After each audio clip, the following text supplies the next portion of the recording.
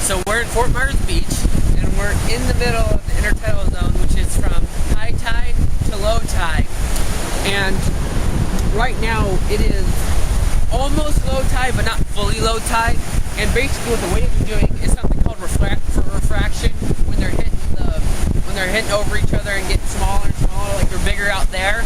And the wave motion is also affected by like bays, which are small dips in the sand barrier, which makes them go bigger, and canyons, which is waves, which kind of like a swirling, blocking the waves, so they go around. And then there's sandbars, which also causes the waves not to be able to refract as easily, and also land markers, which is like actually a piece of land sitting up, and also the pier is also making an effect on the refraction, because it's like hitting it, it's making it go out rather than into the different bars that are all around there. So there'll be less refraction in that area than there is right now, right here in front of us. So in the Intertidal Zone, there's like barnacles that basically attach to these poles that are connected to the dock, and basically they stick onto this and they hang on, and there's also muscles in between this. And this is a good example of how they're like fighting for space to get in the Intertidal Zone. And this right here is a good indicator of like how high tide is, because this is probably where the high tide ends. And this is also a good showing of how the refraction can be affected by the wave currents, because it's hitting around this. And also, since this is also closer to low tide, these barnacles aren't feeding, and mussels aren't feeding on it. And this shows the abiotic factor of the waves and how they bash on this all day. And also the fact of the abiotic of the sun, which is kind of setting right now, but it's okay. And another abiotic factor is the salinity of the water, and how it just like got like salt and all that, salt, slit, mud, and all that in it. But this is a sandy Intertidal Zone, and another abiotic factor really is the crashing of the wave. And biotic factor, if you look right over there, bird, which that's like a seagull, or not a seagull, pelican. Biotic factor, because it's a predator in this location, along with like fishes and crabs and all that kind of stuff, is the people like me, because we also affect this ecosystem because of our vacations and that kind of stuff. And is also the competition, like I mentioned earlier, about the oysters, the barnacles, and all the competition. So this shows the salinity of the water, and if you look really, really close, you can actually see the particles floating in it, which is like sand, silt, mud, and basically salt, because this is the ocean, this is the Gulf of Mexico. And now I have a lot of vegetation here, and most of it's seaweed and different kinds. Like this is a darker kind, and this can be found anywhere in the Intertidal Zone, like deep in the back because of the high tide, and in the middle because of low tide.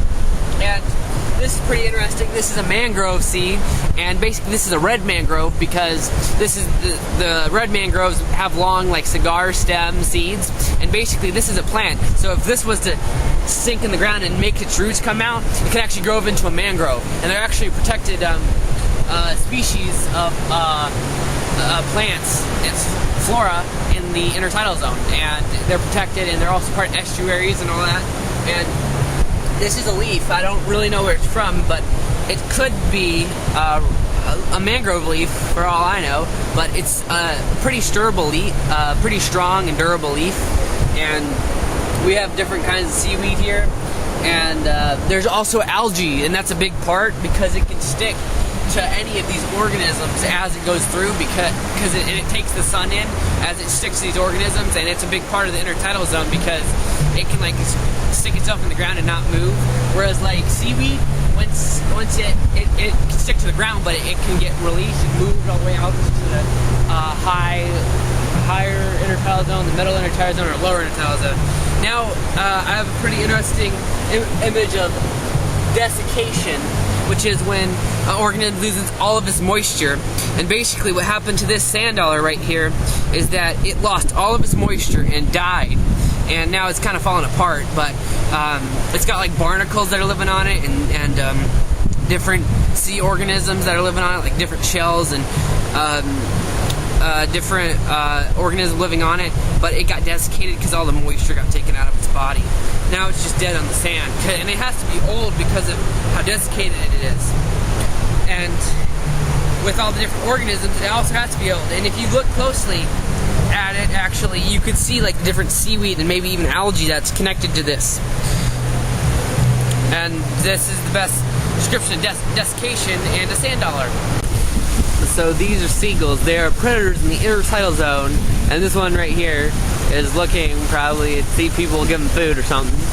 And basically all he does is he searches the intertidal zone, digs deep in the dirt, and tries, like right there, he's trying to get a shell that has protein in it so that he can eat. Seagull that's in the water that's probably looking for fish, and it's just like riding the waves and everything. And it's pretty interesting to see how they affect the intertidal zone, because you can see the movements of the refraction that's happening right there. So there's this purple seaweed that's in the intertidal zone, and it's kind of close to the high tide, but it's purple. Like if you look close enough, it's actually purple. So I don't really know why it's purple, but it's pretty interesting that it's purple seaweed, and even pink. That's pink in the intertidal zone, and I don't really know why, but you can see the green and the brown and the pink, the purple, and all those different colors. And with all these predators around here, like these seagulls that are all around, it's pretty obvious they're looking for clams and that kind of stuff, so that they can eat and survive off of what they find. So this is a mussel found in the intertidal zone. Basically, you can tell it's a mussel because it's closed on both sides.